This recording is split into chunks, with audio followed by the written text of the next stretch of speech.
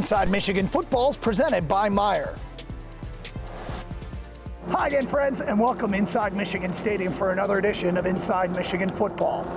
Wolverines beat Ohio State to run the table once again in the Big Ten, finish the season 12-0. They do it without their head coach. Great job by Sherrone Moore. Yeah, great job by Sherrone Moore. Great job by the captains, the leadership of this team. You're not able to win, even in the best of conditions, you're not able to win a championship without great leadership.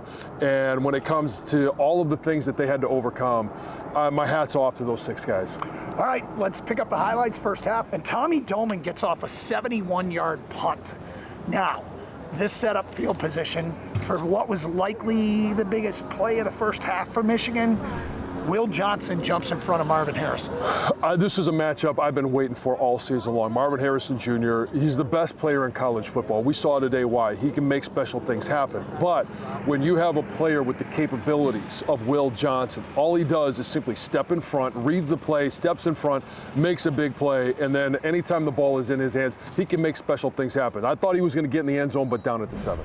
So the Wolverines, look, Ohio State's defense is really good. Blake Corum gets the ball down to the 1-yard line, and it comes down to this 4th and goal play, and Corum has a nose for the end zone. Yep, the same thing we hear about from Sherrone Moore. Any offensive lineman that you talk about or that you talk to, if you can't get the ball in from the 6-inch yard line, you don't deserve to win that game. They were able to bully him and force it in. Michigan led it 7-0. We pick it up. Here's Marvin Harrison. Boy, is he good. This is for 24 yards. And Ohio State drives deeper into Michigan territory. Michael Barrett gets the PBU here, probably wanted the INT. Yeah, he did. He got his hands on the ball, but it was a big-time play against one of the better tight ends in the country.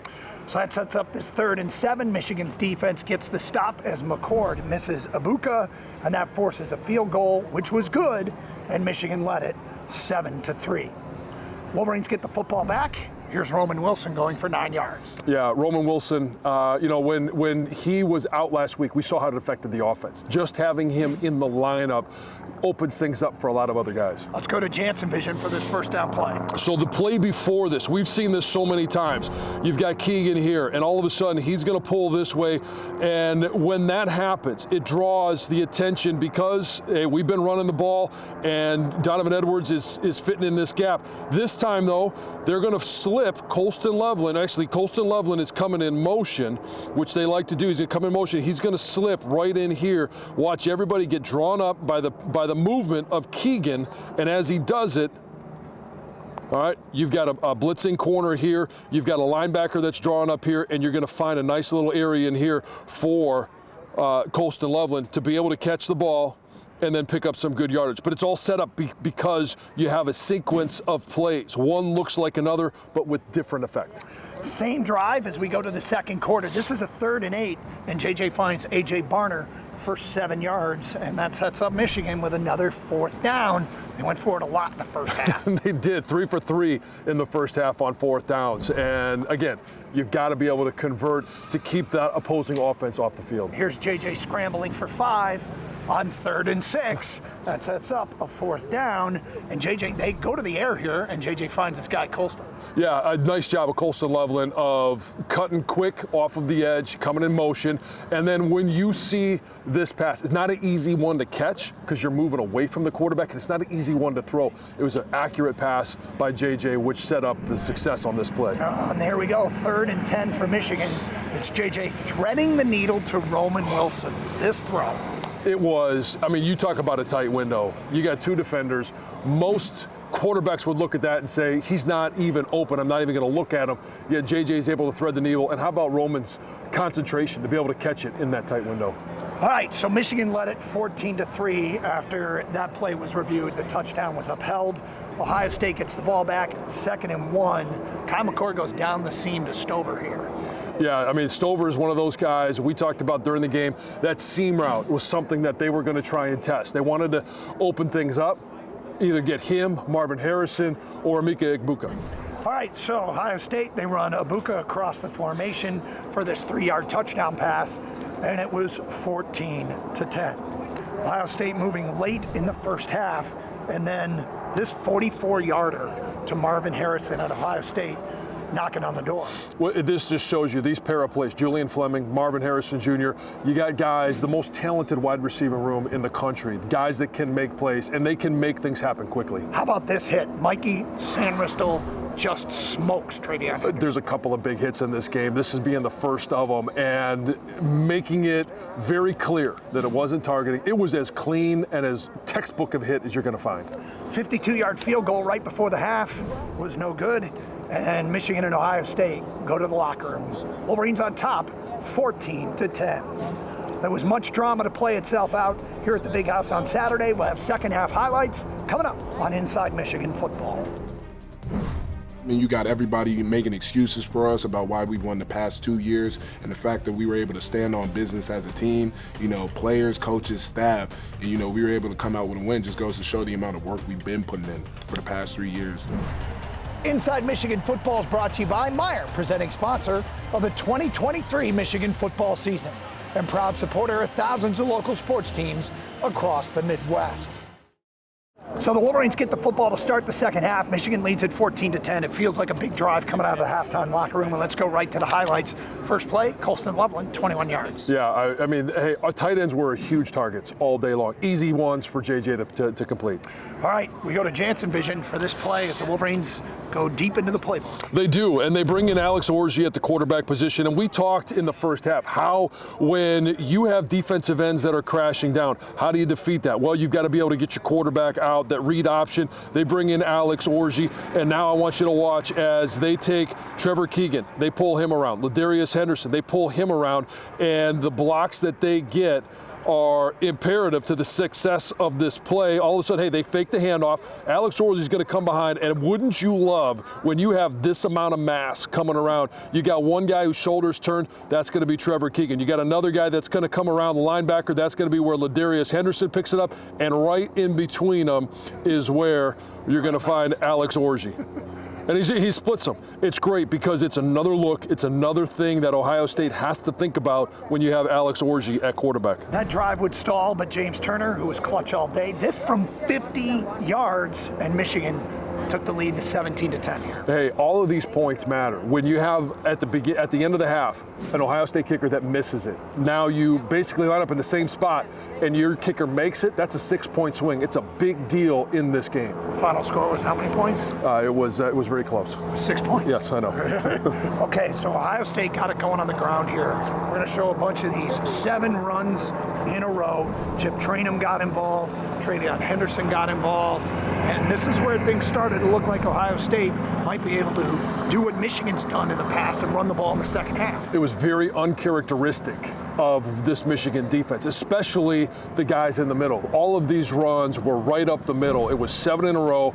This entire drive took 75 yards. Never thought I would see that, but this is a good team and a good running game that we had talked about leading up to it. Travion Henderson caps it off with a touchdown run. We are tied at 17. All right, so here we go. Tie game. Michigan's got the football back. We're late third quarter. And the Wolverines start off with Colston Loveland for 10 yards here.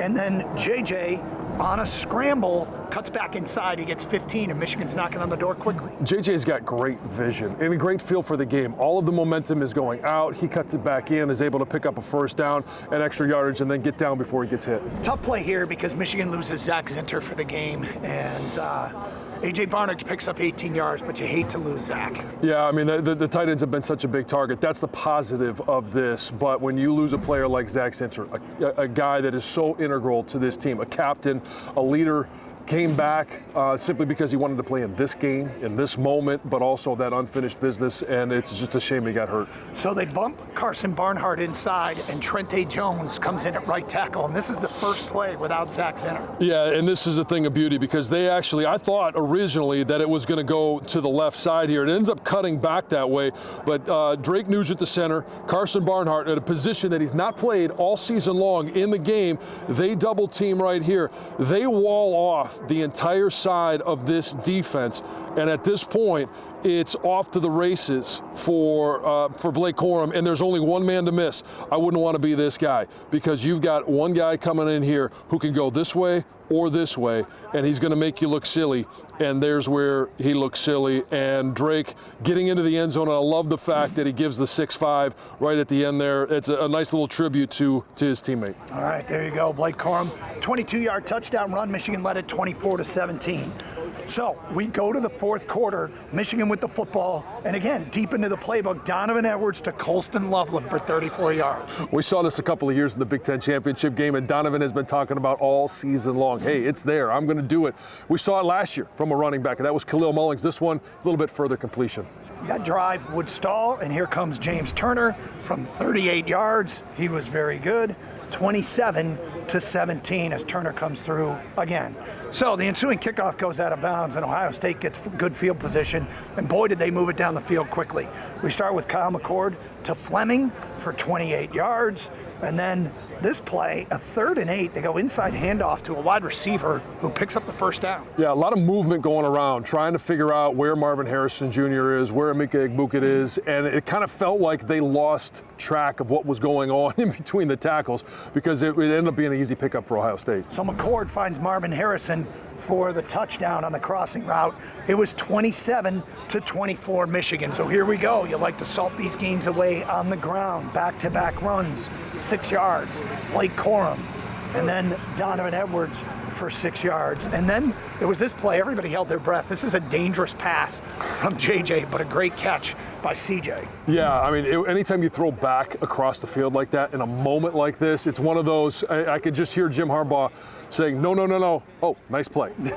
So that sets up a 3rd and 1 inside of 3 minutes to go, and Blake Corum picks up a huge first down. Now the Wolverines are running clock here, and this 1st and 10 run by Blake goes for 14 yards, and he stays in bounds. Tick-tock, tick-tock. Yeah, great job, great awareness, and you'd love to have the ball in the hands of Blake Corum at this time. All right, so the Wolverines have it 1st down. They run it twice. Ohio State starts using timeouts. They're out of timeouts. Michigan's got a 3rd and 6 here, and they hand it out to Blake. They would have loved to move the chains here, but he comes up short. That means Ohio State uses their last timeout. And James Turner said he never had a real pressure kick. This was a pressure kick to make it a 6-point lead. Yeah, you want to make sure that you don't allow Ohio State just to get into field goal range. You want to make it at least a touchdown difference. They did that, and it was a nice job coming through. All right, so Ohio State down 6, gets the football back out of timeouts, minute to go. Marvin Harrison, 22 yards. And then this one got reviewed, completion to Fleming. They said it was a good catch and a fumble. Yeah, hey, you know what? Those things are going to happen. The thing I love about this Michigan team is their response. They're not sitting there complaining about it. They find a way to make a difference, and they make a difference right away. Well, and it was the next play. We go to Jansen Vision for this game-sealing play. And I want you to watch Mason Graham and Jalen Harrell on this one. There's going to be a little cross, and all of a sudden Jalen Harrell comes free. When you put pressure on a quarterback like that, it doesn't matter who he has to throw the ball to. You put a hit on him, he throws the ball before he's ready, and it's going to go right to Rod Moore. Great catch. That one was reviewed as well, and the referees got it right. Wolverines win 30-24. We'll go inside the locker room and hear from Sherrone Moore next on Inside Michigan Football. It was this cool, calm confidence that I just never really felt before. You know, I didn't have those butterflies. I wasn't as super nervous. I was just excited, you know. It was such a great opportunity and such a, you know, great moment to experience, and I was just thrilled to be a part of that game. This whole season depends on this game, so for me, like, it just means the world. It means everything. It's a real blessing. This is the game we look forward to every year, all year round. We always talk about it. We always practice for it. We have specific stuff for it, so it's always gratifying when what we want to happen happens. It's all the work we put in this offseason for moments like these where, you know, the little things show up. And we were just so dialed in on just situational football and just doing things the right way out there on the field. They get more emotional than the players sometimes. You know, I got to stay off like Twitter and stuff. They be blowing my phone up talking about, like, you know, how much this game means to them and how much it affects their life. Like, that thing, it blows my mind. Like, us winning this game is going to affect you. Like, it just means a lot. Our conversation with the coach is brought to you by Meijer. It's a big moment for you. It's a big moment for this program. How does it feel? Amazing.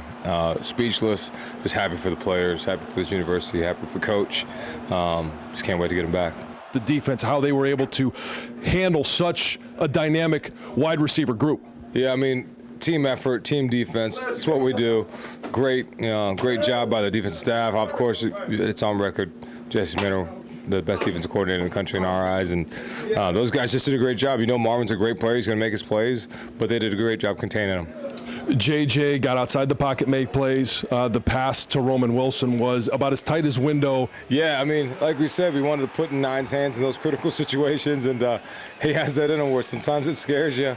But it was an incredible throw when you watch it from the angle I saw. It went through two guys, went right in Roman's chest, and it's just a great play by Roman, but impeccable accuracy by JJ and just a great play. Zach Zinter went down, and you guys responded, but what was it like for you, not just as a head coach or a coordinator, but his position coach? Scary when something like that happens, especially seeing his reaction and getting his family there who we're so close with, and praying for Zach. I know he'll come back stronger than ever, and he'll get healthy, but very unfortunate, and going to reach out to him here as soon as we get done. How special was it to respond with the 22-yard touchdown on the very next play? It was awesome. Just a great job. I think the kids willed themselves. They would do what they were going to do, and it was just cool to see and really cool accomplishment by those guys. 7-minute drive in the final 8 minutes of the game. You're faced with, I think it was a 4th and 5. Yeah. How close were you at that point of trying to end the game versus kicking the field goal? I think you just got to trust your defense, and it's the dreaded 6-point lead we talk about, but you're still forcing them. They've got to score a touchdown. And with our defense, we feel like that's a harder task to do, to drive all the way down the field. So put it in their hands, and obviously it came up in our way. And then obviously the final play of the game, Rod Moore came up with a big interception, Ohio kid. It was an incredible moment, an incredible play by a great player that just rises up and does it the right way and works his tail off. And the eruption in the crowd was awesome, and just to watch the players and everybody after that was awesome. Sharon, congratulations. Thank you, appreciate it. Back to pass. Looking, here comes the rush. He's hit as he throws, and it is intercepted. The Wolverines pick it off. It's the Ohio native, Rod Moore. Me telling myself to play before, I said, we got to call game right here. Somebody got to call game. It's going to be you. And then the ball came, I was like, game. Called it. Our El Rose Steel Man of the Week is Blake Corum. The senior, playing only his second full game against the Buckeyes, scored a pair of touchdowns and provided the day's clutch moment, a TD on the first play after losing all Big Ten guard Zach Zinter to injury in the third quarter. Zach is one of the best, if not the best, guards in the nation. So seeing him go down the last game, man, it was emotional. Very next play, we scored, and I threw up the 6-5 for him, and but I know he's going to come back stronger than ever just because of who he is, his work ethic. He'll be all right. And then when Zach went down, I just felt this switch happen just amongst the whole team, especially the offense. We really stepped up our level because of that, incident, and just prayers go up to Zach. He would give anything to be out there on that field with us till hit zero, and, we're praying for him. The win was Michigan's third straight over the Buckeyes, something that hadn't been done since the national championship season of 1997. Coach Harbaugh said, when he thinks about the team, he thinks about us, like this team. And, he told us before, we came out today. So, embracing that fact and trying to be like, the great teams like 97 and years before, that's what we were searching for. And so we keep trying to be like that every single day. The guys said you could sense the confidence all week long as they prepared for this one, a confidence that now clearly defines the program no matter who they're playing. For Inside Michigan Football, I'm Ed Kingerski. Feels great, getting through all 12 games, but the job's not finished, man. We got a lot to look forward to. So Michigan off to the Big Ten championship game next week against the Iowa Hawkeyes, who like to muddy up the game and bring you down to what they like to do. Yeah, and I tell you what, really good on the defensive side of things. Offensively, a little bit challenged, but it'll be a fun game, and it's always a fun trip. A little bit challenged. Yeah, a little bit challenged offensively. Wolverines go for 3 Big Ten titles in a row, and we'll recap the Michigan-Iowa Hawkeye game next week here on Inside Michigan Football. Inside Michigan Football is brought to you by Meijer, presenting sponsor of the 2023 Michigan football season and proud supporter of thousands of local sports teams across the Midwest. Michigan, the champions of the West.